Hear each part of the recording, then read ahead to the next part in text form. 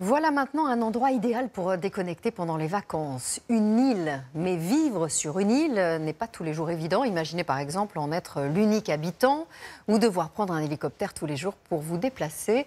De Wallis et Futuna aux îles Féroé en passant par le Japon, vivez ces histoires d'îles avec Élise Cosemac, Élise Stern, Constantin Simon et Marc de Chevigny.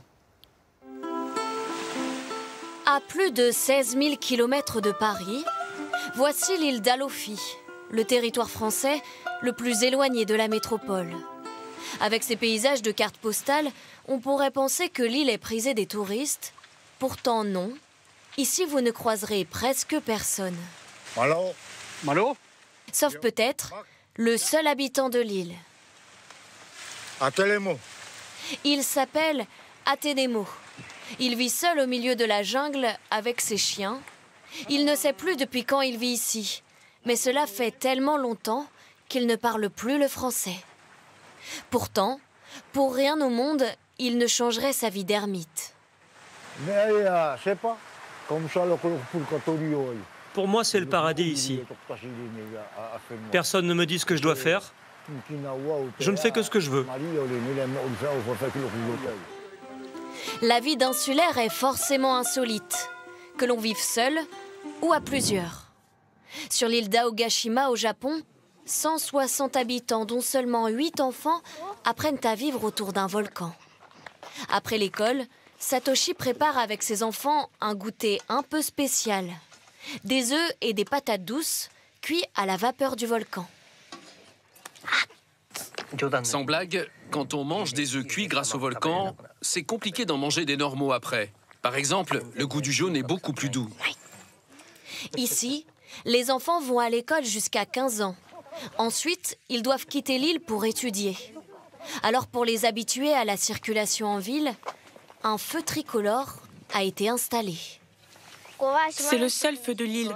Il faut lever la main pour que les voitures puissent nous voir. Sur l'île d'Aogashima, le quotidien est soumis aux aléas climatiques. Entrez, s'il vous plaît. Depuis 40 ans, cette grand-mère gère sa supérette. Et souvent, elle doit faire face à des problèmes de ravitaillement. L'an dernier, les bateaux n'ont pas pu accoster pendant 1 mois. À cause des typhons, tout le monde savait qu'il n'y aurait pas de livraison par bateau pendant plus de 10 jours. Donc j'ai dû renoncer aux commandes. Pour rejoindre Tokyo, situé à 350 km, le trajet est laborieux. Parfois long, avec une escale obligatoire sur une île voisine. Ce problème de transport, les habitants des îles Féroé y ont été confrontés il y a 40 ans. Mais aujourd'hui, pour se déplacer, les insulaires peuvent emprunter pour moins de 50 € un hélicoptère qui fait office de transport en commun. Je prends l'hélicoptère depuis qu'il a commencé à voler. Un moyen de transport rapide, mais forcément peu écologique. Alors l'autre solution, c'est d'emprunter l'une des nombreuses routes qui serpentent le long des fjords. Il n'y a pas beaucoup d'habitants, mais quelle route! Je ne m'y attendais pas. Il n'y a vraiment aucun problème pour conduire ici.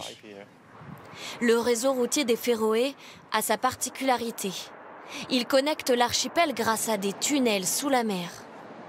C'est d'ailleurs ici que l'on trouve le seul rond-point sous-marin au monde.